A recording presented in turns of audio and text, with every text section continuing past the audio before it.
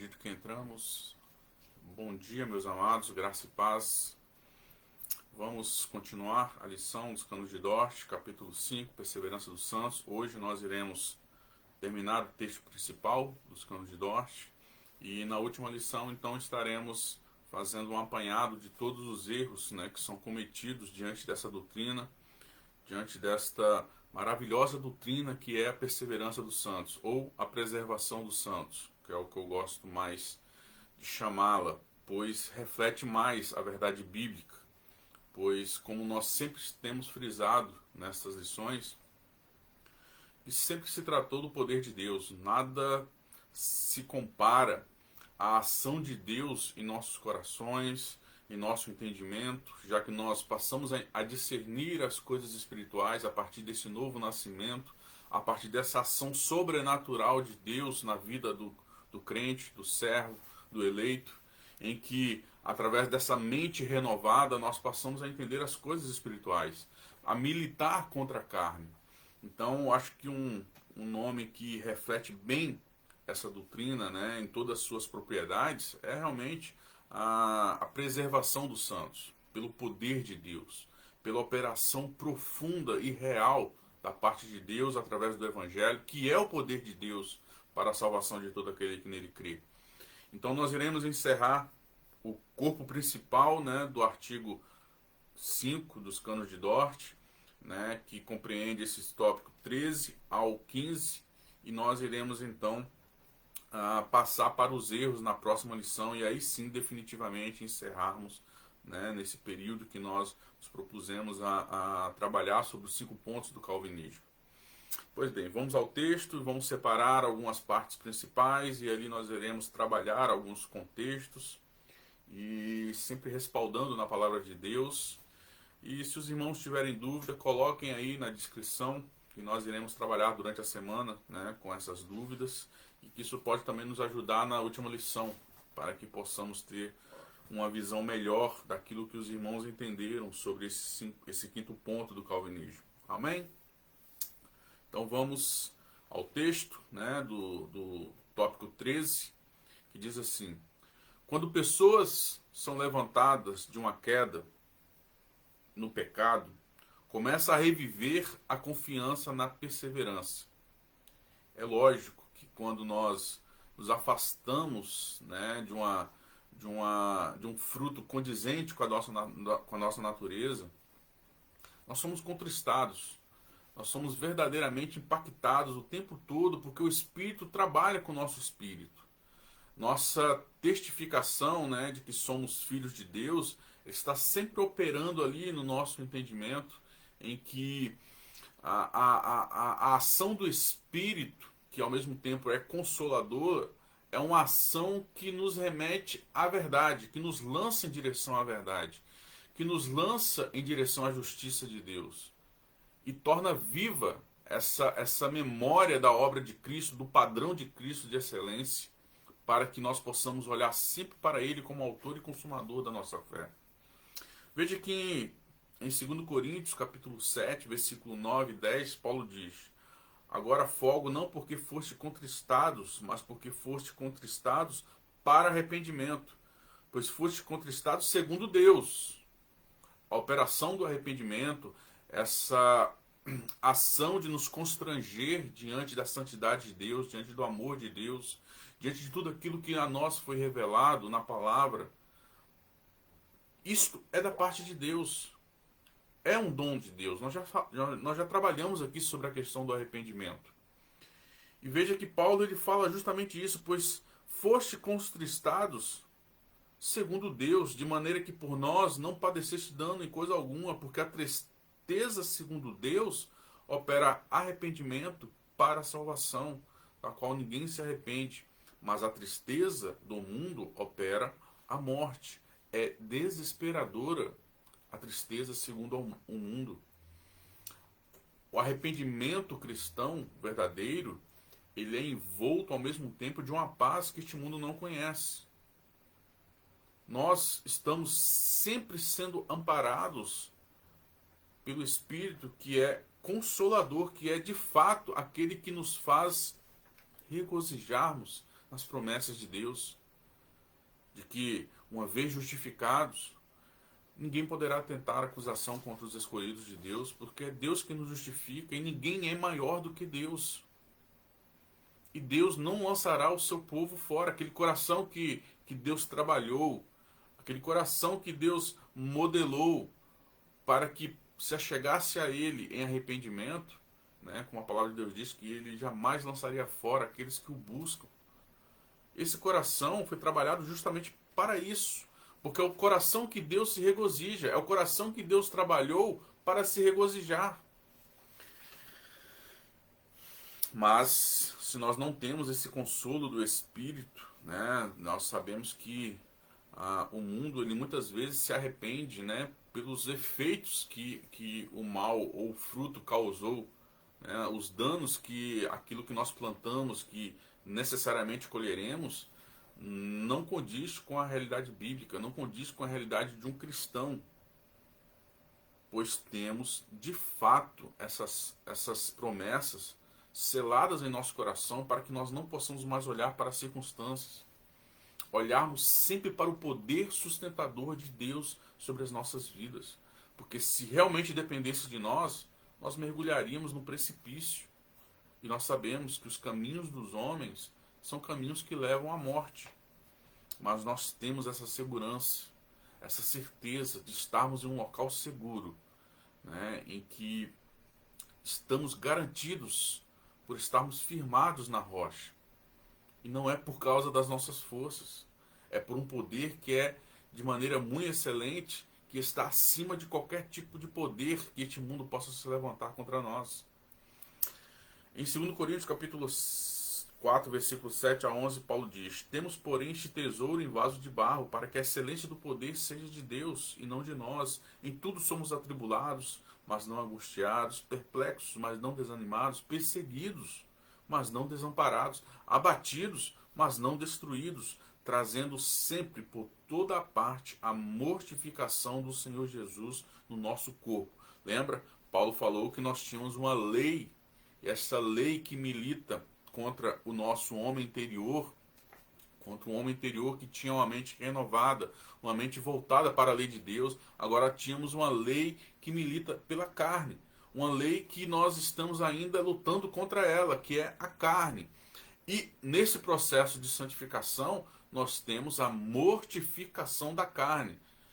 Hoje nós somos revestidos de Cristo, como Paulo fala em Romanos, nós somos revestidos de Cristo, de tal forma que esta armadura que a nós hoje, né, pertence, o capacete da salvação, a espada do Espírito, a couraça da justiça, o cinturão da verdade, o calçado que é o evangelho da paz, todas essas partes dessa armadura, ela realmente reflete aquilo que Deus coloca à nossa disposição para enfrentarmos essa luta contra a carne.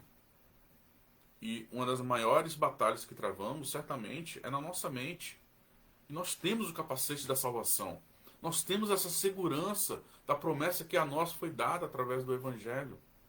De que não é pelos méritos, mas é pela graça. Se é pelas obras, deixou de ser pela graça.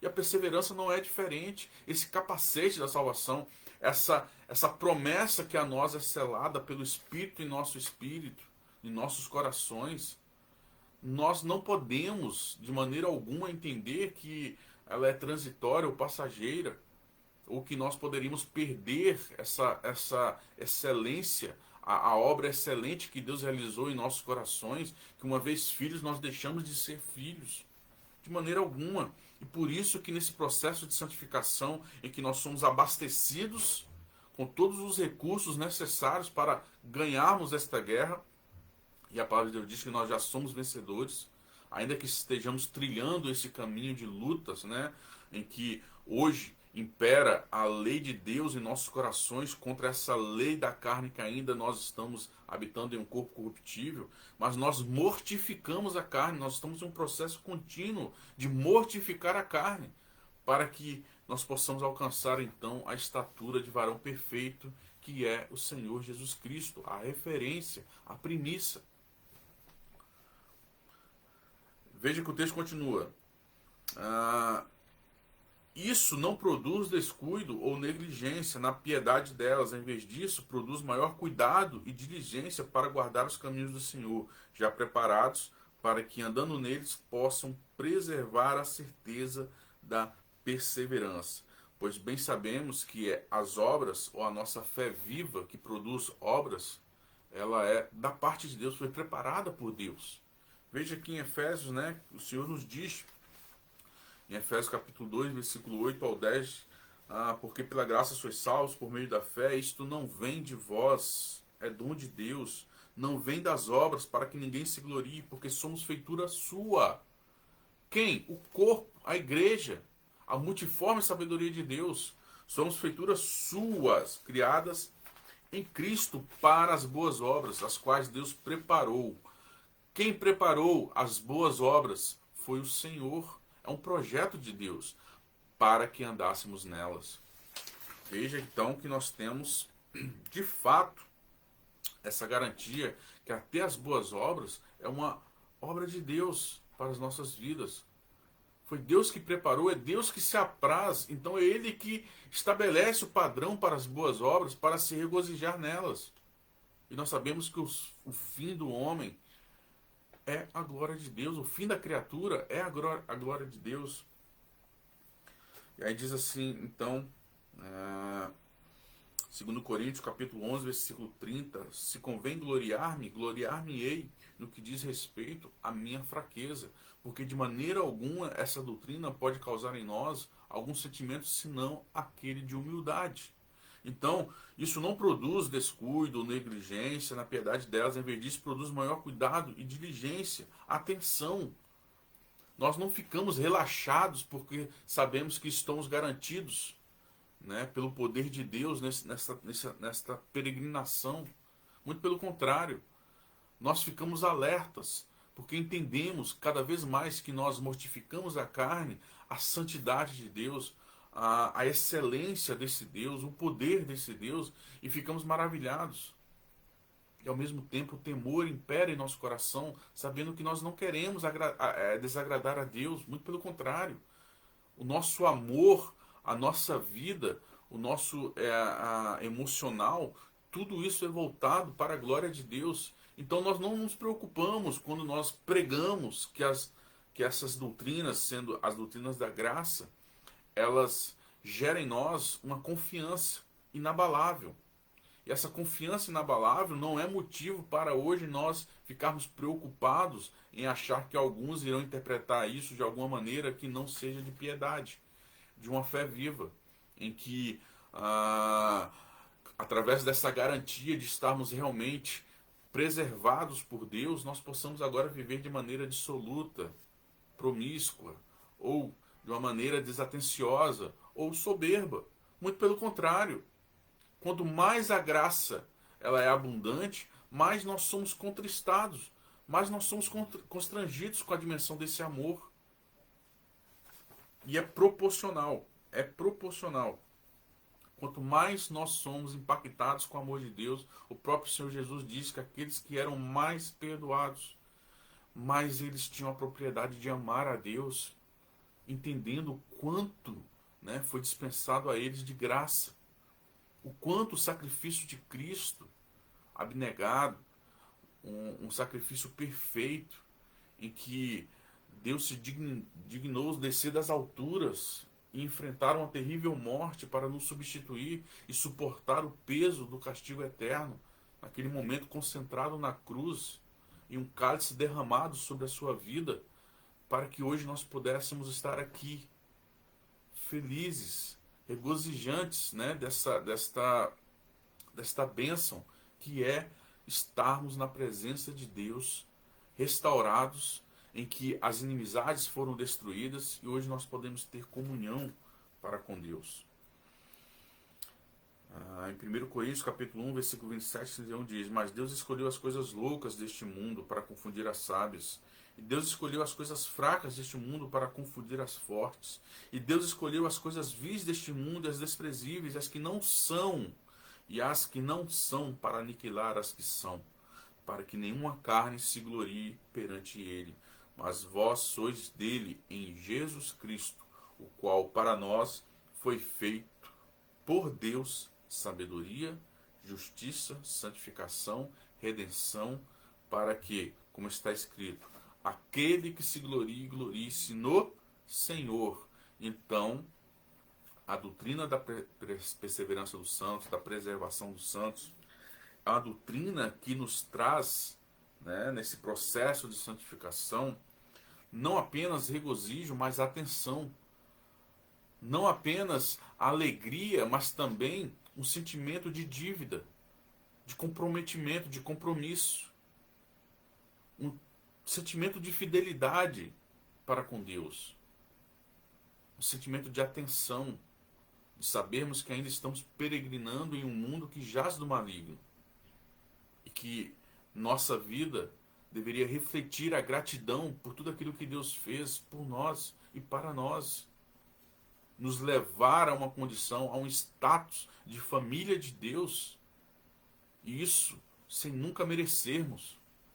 Então, como nós podemos sentir medo de pregar essa doutrina se nós temos a certeza de que um coração que foi restaurado por Deus, ele não vai usar isso como desculpa para praticar atos libidinosos, para viver uma vida dissoluta, para escandalizar o Evangelho? Pode vir a acontecer de nós falharmos nesse processo de santificação, mas nós sempre teremos o coração contristado, um coração temente, um estado de oração, um espírito de oração, um espírito de arrependimento, produzindo sempre frutos condizentes com a natureza.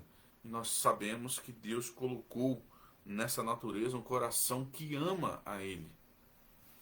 Então nós não temos medo de pregar essa doutrina, achando que ela pode causar em nós um relapso ou um sentimento de descuido.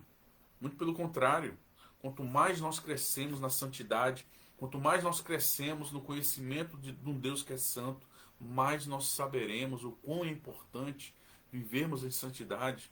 Porque sem santidade é a descrição. Sem santidade ninguém verá Deus. Sem arrependimento ninguém verá a Deus.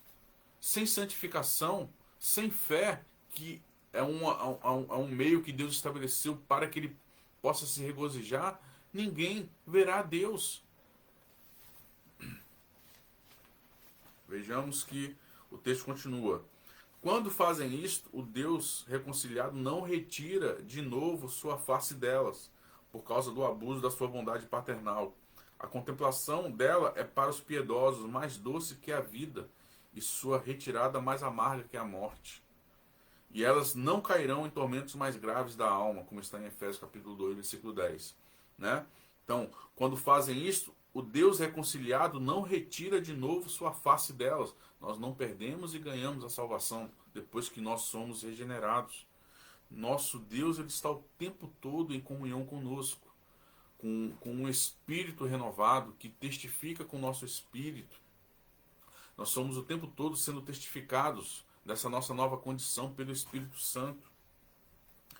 E aqui Paulo faz algo que é interessante, né? No livro de Romanos, nós temos no capítulo 5, versículo 8 e 10, prestemos bem atenção nisso, para que nós possamos entender a nossa real situação hoje, em distinção daquilo que nós havíamos, né, de uma outra maneira, nascidos, né, em iniquidade, andávamos desgarrados como os demais neste mundo, numa condição de inimizade para com Deus. E olha o que Paulo fala em Romanos capítulo 5, versículo 8 e 10.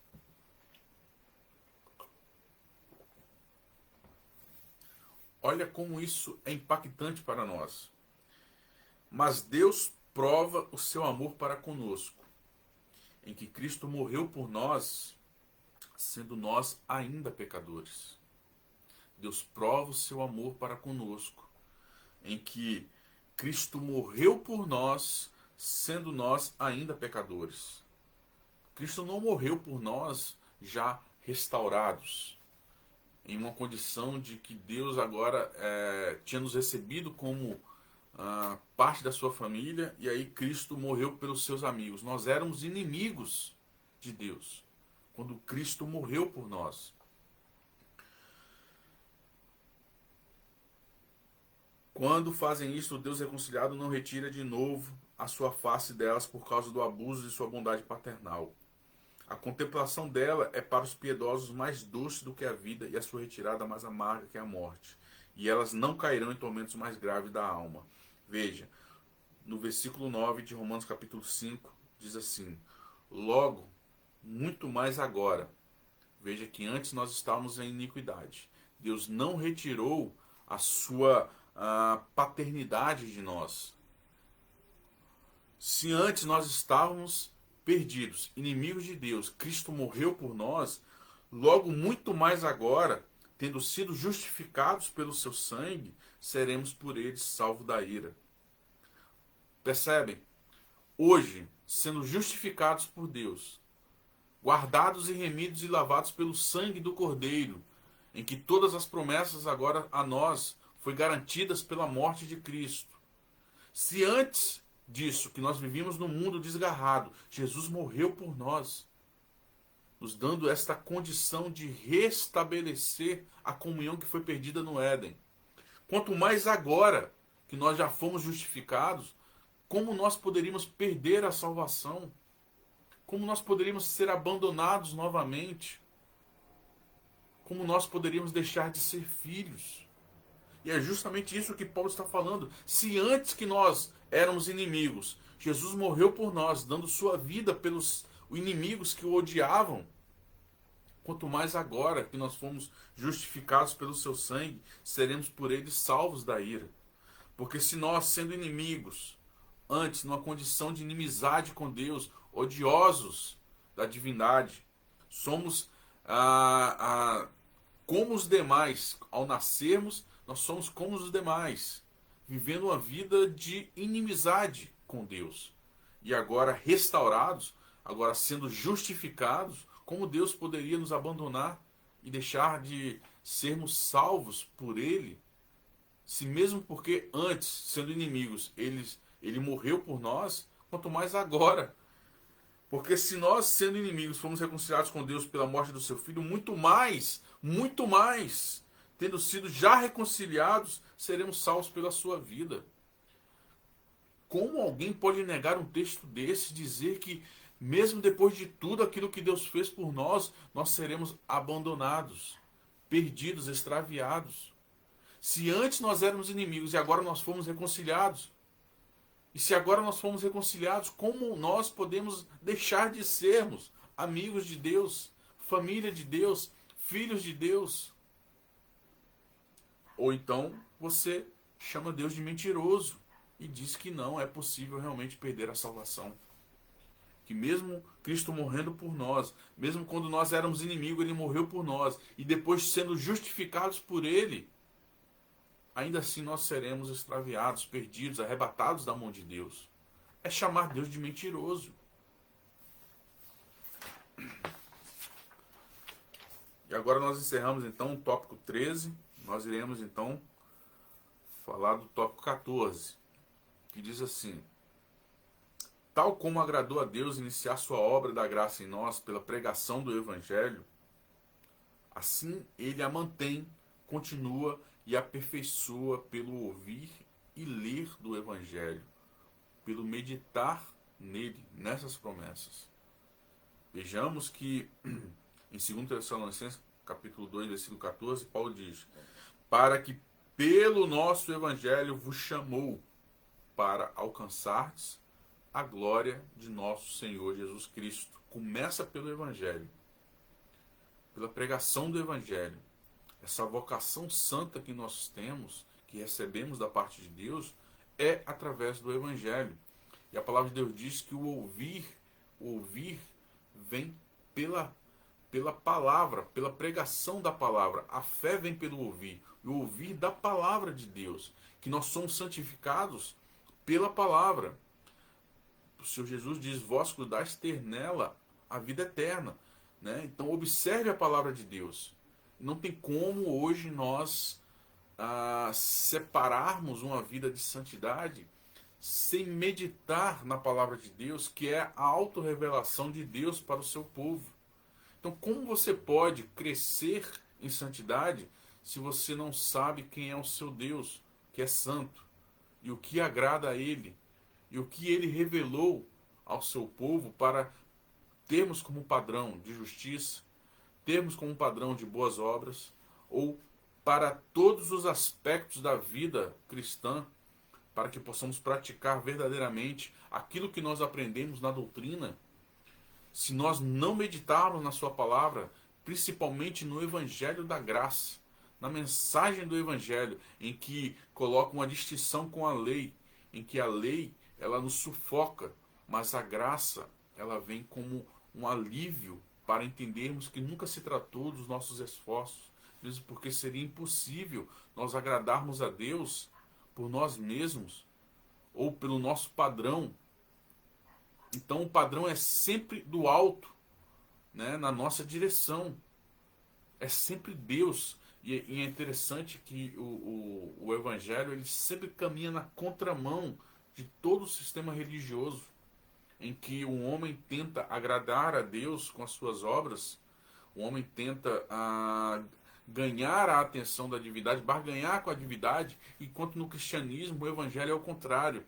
É Deus enviando o seu Filho para reconciliar o homem com ele. Então a obra, ela desde o primeiro momento, ela é de Deus, por Deus e para Deus.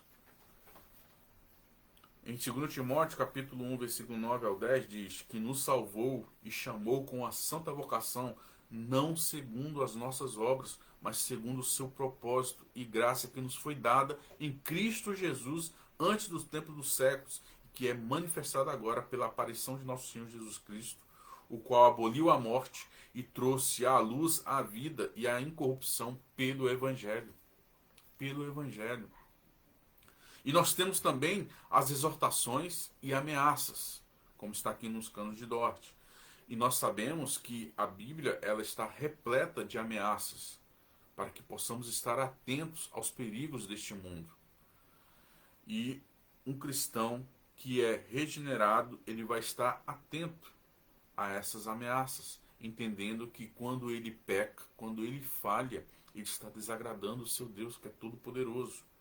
Lá em Apocalipse, capítulo 3, versículo 19, diz: eu repreendo e castigo a todos quanto amo.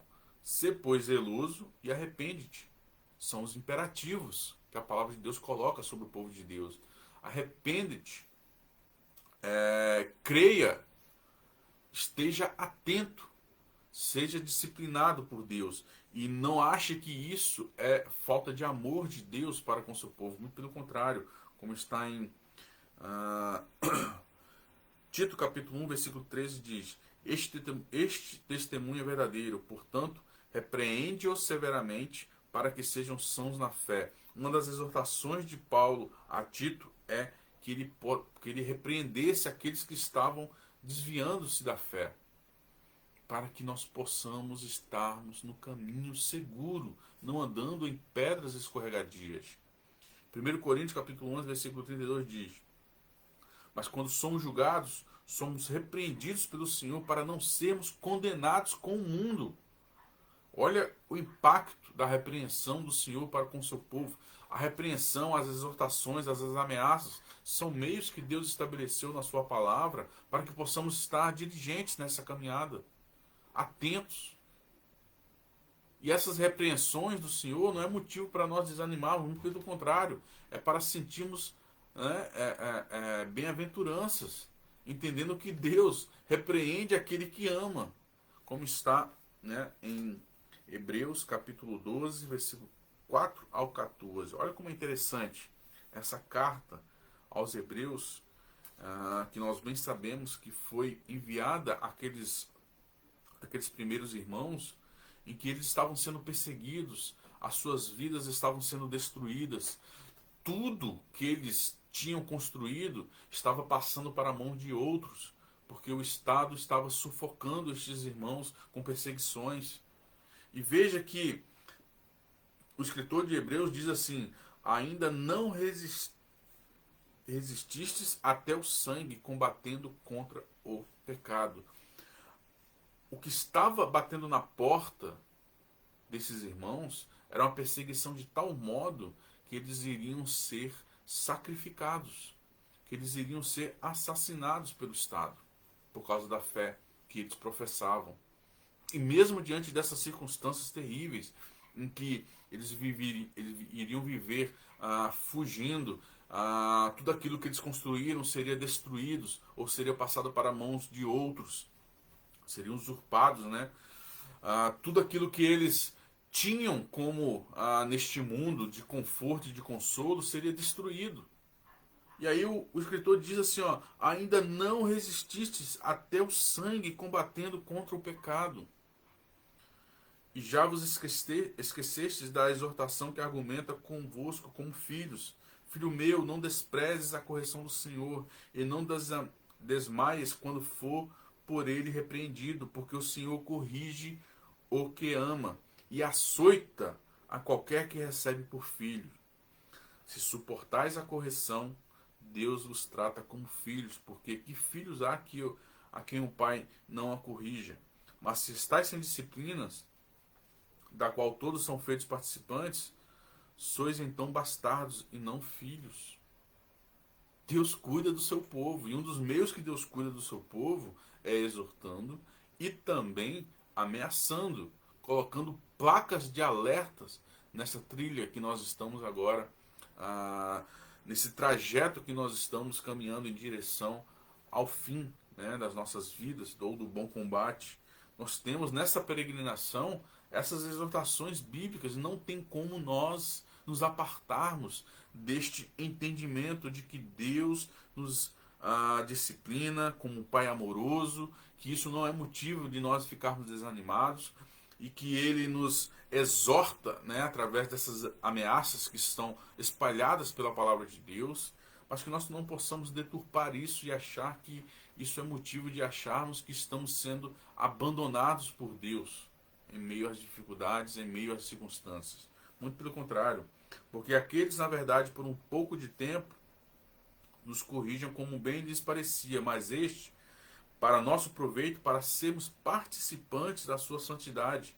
E, na verdade, toda a correção ao presente não parece ser de gozo, né? Nós sentimos dor quando somos corrigidos, quando somos disciplinados pela vara de Deus, pelo cajado do Senhor. Não parece ser de gozo, senão de tristeza, mas depois produz um fruto pacífico de justiça nos exercitados por ela. Portanto, tornai a levantar as mãos cansadas, né, os joelhos desconjuntados, e fazei veredas direitas para os vossos pés, para que o que manqueja não se desvie inteiramente, antes seja sarado. Segui a paz com todos e a santificação, sem a qual ninguém verá o Senhor. E nós não temos somente ameaças ou exortações, nós temos também promessas. Então, assim ele mantém, continua e aperfeiçoa pelo ouvir e ler do Evangelho, pelo meditar nele, já que a fé vem pelo ouvir a palavra de Deus. Nós meditamos nos estatutos de Deus, nós nos regozijamos na palavra de Deus, e aquele que ama a Deus obedece a sua palavra. Então,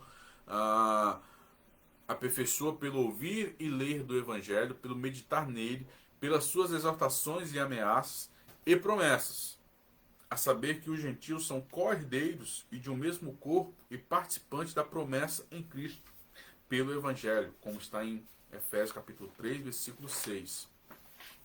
Em esperança da vida eterna, a qual Deus, que não pode mentir, prometeu antes dos tempos dos séculos. Tito capítulo 1, versículo 2.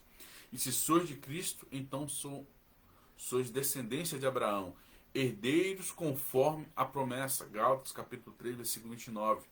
E bem sei que indo ter convosco, cheguei com a plenitude da bênção do Evangelho de Cristo. Romanos capítulo 15, versículo 29. João capítulo 17, versículo 13. Mas agora eu vou para ti e digo isto no mundo, quando Cristo ainda estava no mundo, testemunhando sobre essa perseverança, sobre essa preservação dos santos, para que tenham a minha alegria completa em si mesmo. e pelo uso dos sacramentos. Nós já falamos sobre esses meios contidos na palavra de Deus, né?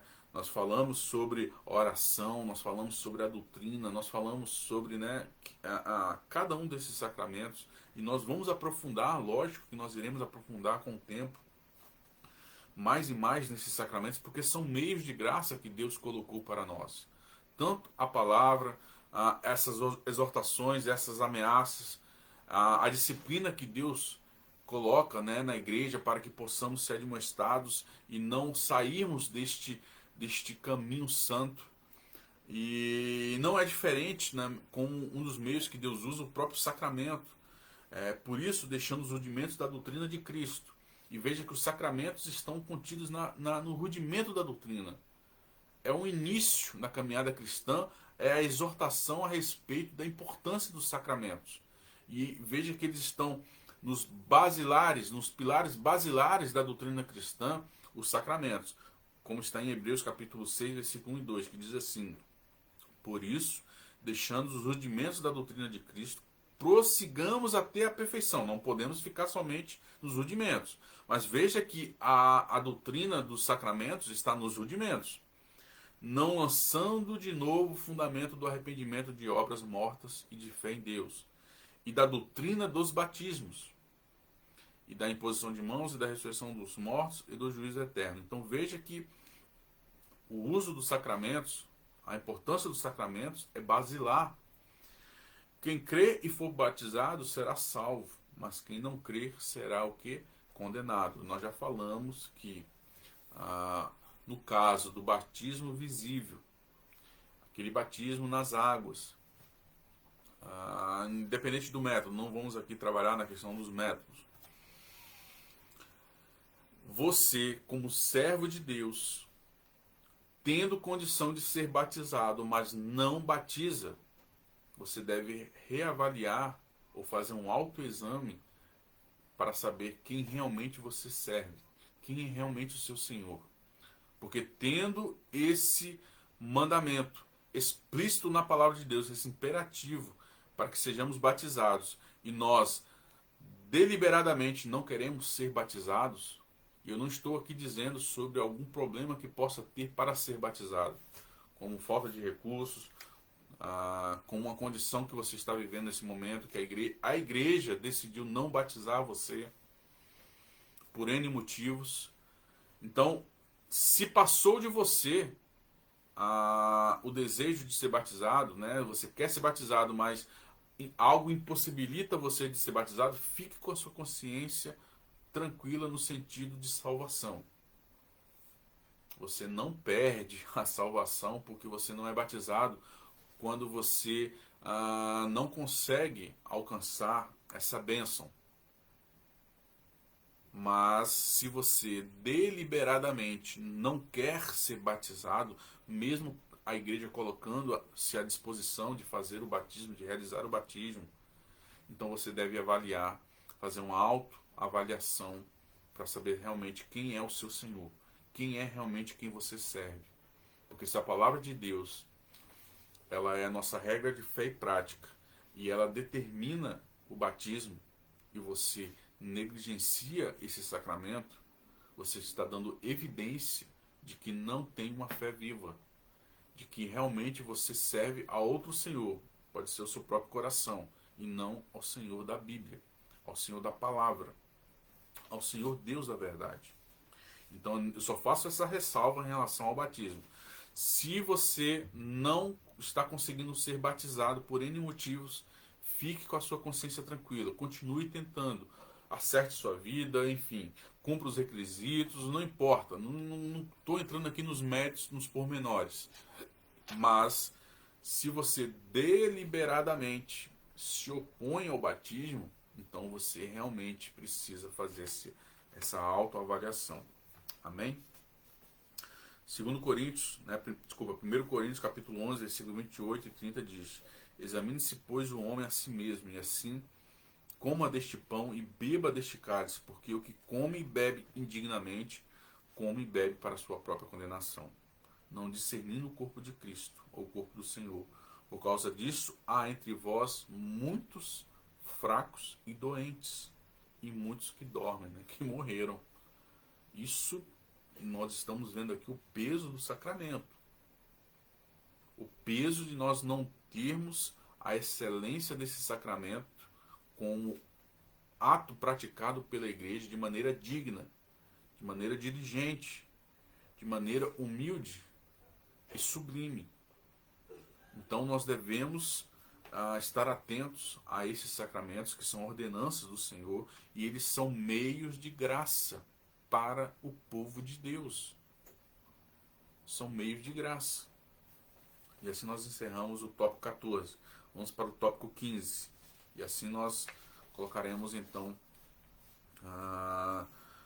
um ponto final aqui momentaneamente na lição, né? E nós iremos passar para os erros.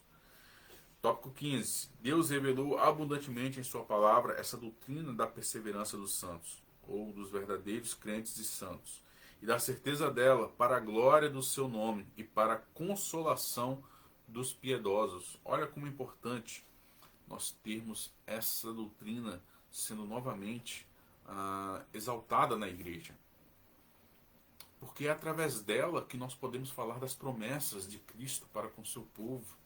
É através dela que nós fortalecemos o ânimo de todos aqueles que estão enfrentando dificuldade nesse momento. É um patrimônio. A doutrina da perseverança dos santos é um patrimônio para a igreja.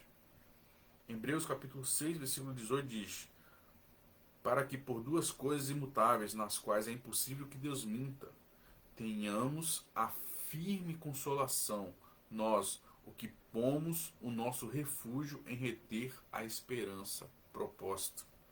Filipenses capítulo 1, versículo 6. Tendo por certo isso mesmo, que aquele que em vós começou a boa obra, a aperfeiçoará até o dia de Jesus Cristo.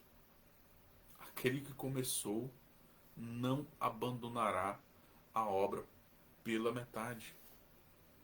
Ele vai nos guardar até o fim de segurança. Hebreus capítulo 13, versículo 20 e 21 diz: ora, o Deus de paz, que pelo sangue da aliança eterna tornou a trazer dos mortos a nosso Senhor Jesus Cristo, grande pastor das ovelhas. Ele não é meramente um pastor que não tem o poder suficiente para nos guardar. Ele é o pastor perfeito das nossas almas, que não vai ser negligente ao ponto de perdermos do seu pastoreio, de sermos extraviados. Nós não estamos lidando com um homem qualquer, nós estamos lidando com aquele que é o leão da tribo de Judá, em que nenhuma fera do campo ousará tentar contra o seu rebanho. Versículo 21. Vos aperfeiçoe em toda boa obra, para fazerdes a sua vontade, operando em vós, o que perante ele é agradável por Cristo. Quem está operando em nós aquilo que é agradável a ele mesmo? Deus. Ao qual seja glória para todo o sempre. Lembrando que esta obra, ela está associada à glória de Deus. É para a glória de Deus. Então não é uma obra feita pela metade para a glória de Deus. É uma obra que Deus irá aperfeiçoar até o fim para a glória dele mesmo. E é ele que opera em vós. Jeremias capítulo 32, versículo 40. Veja que nós somos portadores desta promessa. E farei com eles uma aliança eterna, de não me desviar de lhes fazer o bem. E porei o meu temor nos seus corações, para que nunca se apartem de mim. Deus colocará o temor em nossos corações e nós nunca nos apartaremos dele, porque é obra dele.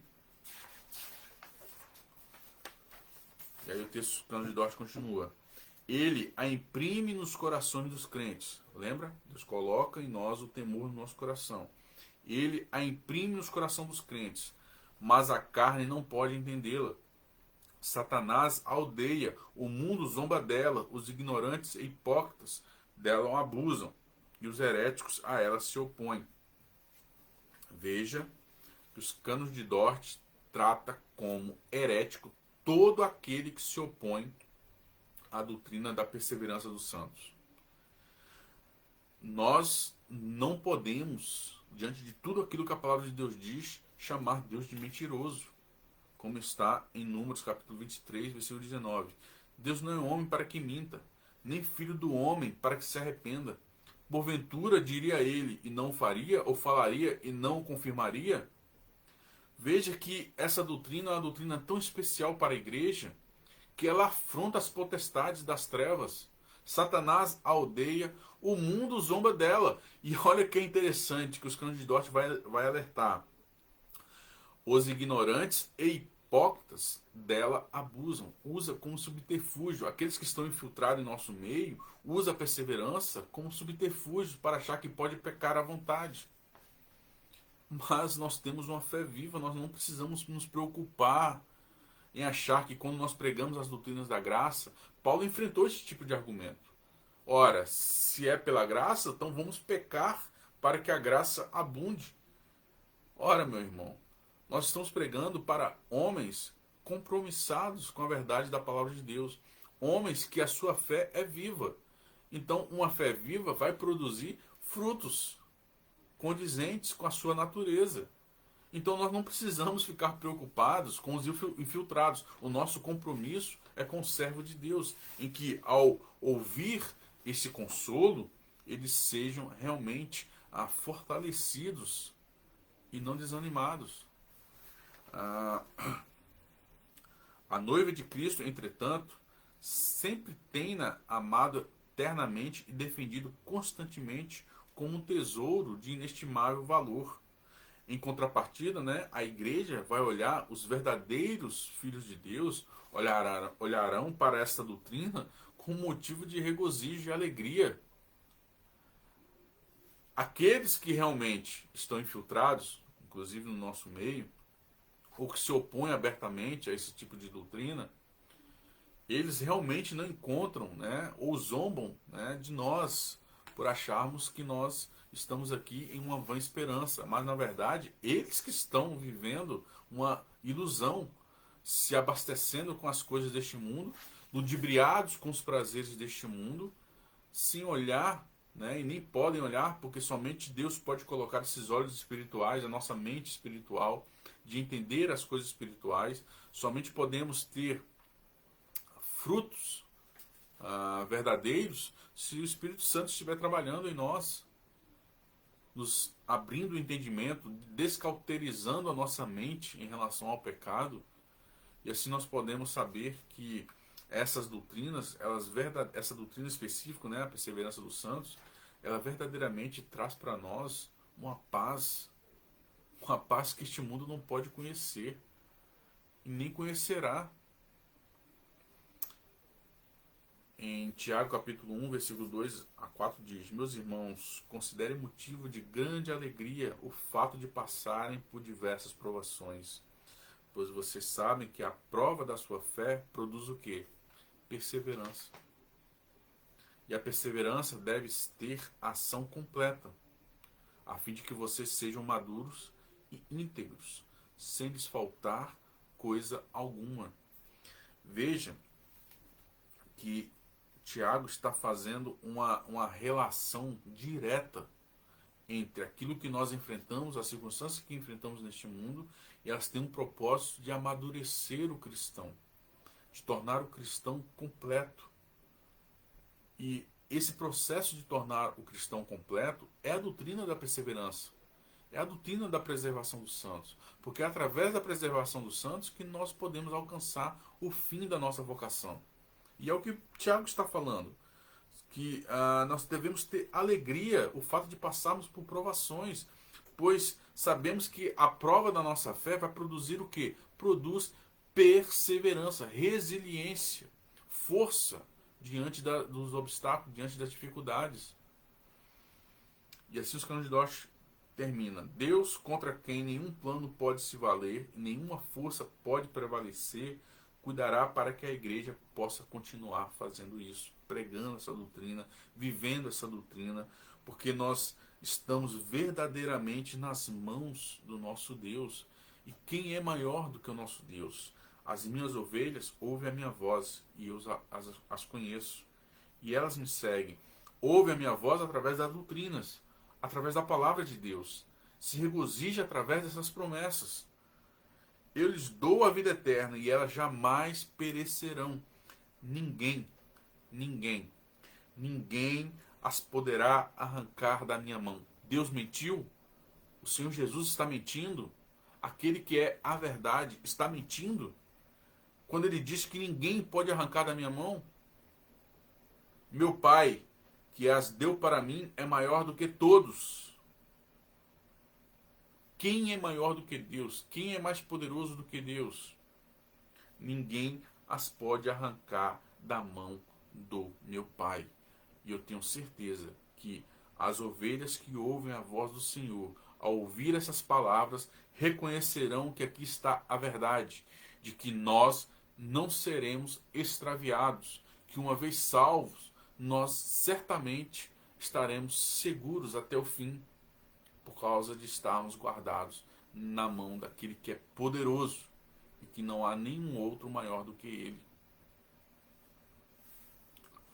E isto gera em nós uma doxologia, uma adoração ao único Deus, Pai, Filho e Espírito Santo.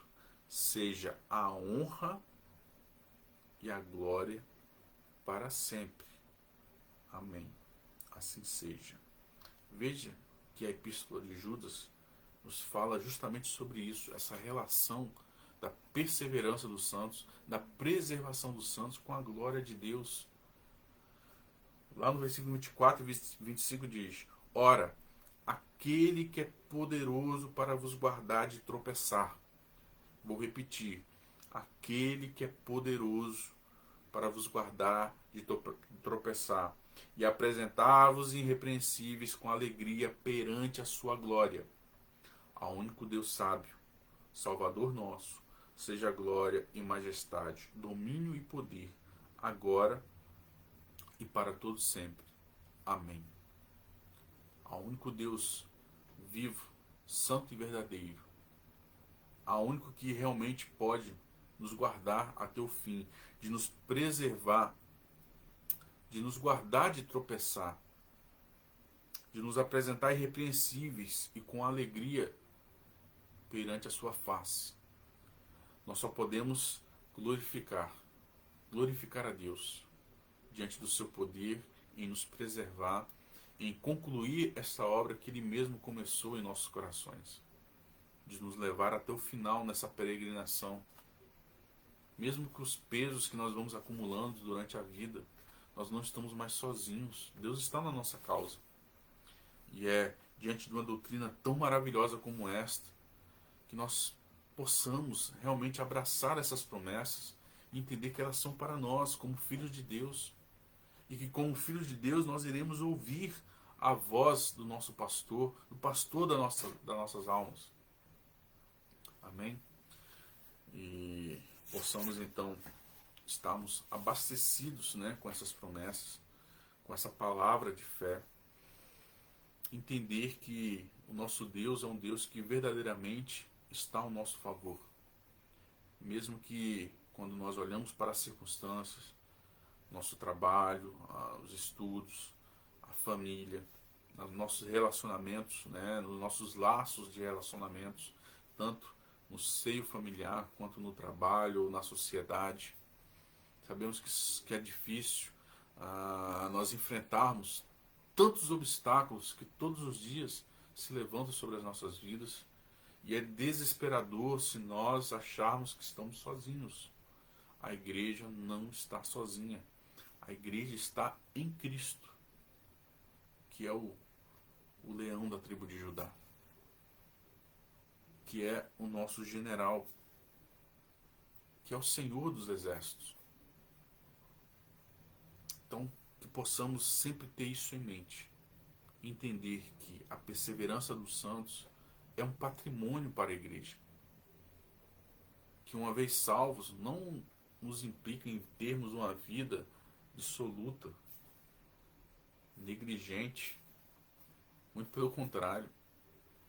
Nós teremos uma vida piedosa, uma vida que olha para o Deus que é santíssimo, e somos contristados em saber que ah, nós mereceríamos, né, um castigo eterno, mas Deus, em seu amor, mostra o seu amor. Nisso está o amor, que Ele nos amou primeiro. É um amor eletivo. É um amor que não dependeu do meu amor, porque se dependesse da minha inimizade, eu seria, como a palavra de Deus diz, né? Eu me extraviei a tal ponto de me tornar inútil para Deus. Mas mesmo nessa condição de inútil, aprove a Deus nos amar primeiro e dar o seu Filho, o seu tesouro. E nada pode se comparar a Cristo, a supremacia de Cristo. E é nessa esperança que nós depositamos as nossas forças, a nossa fé, entendendo que nada, nem ninguém pode nos separar do amor de Deus, nem tentar acusação contra os escolhidos de Deus, porque é Deus que os justifica. Senhor, nosso Deus, nosso Pai, obrigado por tudo, Senhor, por tudo aquilo que fizeste em nossas vidas, mesmo sem merecer. Sabemos, Senhor, que falhamos desde o nascimento e pecamos contra Ti, Deus. E sabemos que somos passíveis ainda, Senhor, nessa mortificação da carne, de falharmos, mas o Senhor é conosco. E bem sabemos, Senhor, o Deus em que servimos, que é poderoso e que faz infinitamente mais do que tudo aquilo que pedimos ou pensamos. Por isso que esta obra, Senhor, ela é maravilhosa, porque é uma obra que procede da sua mente, do seu poder, da sua sabedoria. Não depende de nós, não depende, Senhor, das nossas forças. E nisso repousamos seguros, Deus. Te peço que o Senhor possa graciosamente dispensar a cada um de nós, Senhor, mais e mais misericórdias, para que elas possam se renovar todas as manhãs sobre as nossas vidas, e que possamos estar seguros, Senhor, na Tua presença, guardados, Senhor, de todos os atos malignos, as flechas, de todos os pensamentos, de todas as ações deste mundo tenebroso, de tudo aquilo que se levanta contra o seu povo, que possamos permanecer aqui, Senhor, não amparados em nossas próprias forças, mas tão somente na rocha que é Cristo, que é o fundamento das nossas vidas. Abasteça a Tua igreja, Senhor, com projetos para que ela possa glorificar o Teu nome. Abençoe o pastor, cada representante de família, os visitantes que nos estão assistindo. Que o Senhor possa ser com cada um deles, Senhor, em suas dificuldades, naquilo que eles têm apresentado diante de Ti. Cura, Senhor, aqueles que estão doentes nesse momento, aqueles que estão passando por problemas financeiros, aqueles que estão passando por relacionamentos difíceis de serem restaurados. Que o Senhor possa estar, Senhor, em cada área das nossas vidas, atuando para a honra e glória do Teu santo nome. E assim possamos também ser disciplinados quando necessário, para podermos, Senhor, estar na Tua presença de maneira, Senhor, que o Seu nome seja glorificado. Abençoe a igreja fiel da palavra, em nome de Jesus. Amém, Senhor. Nós estaremos agora com o pastor Felipe às 11 horas, com uma mensagem bíblica para a honra e glória do nosso Senhor. Amém.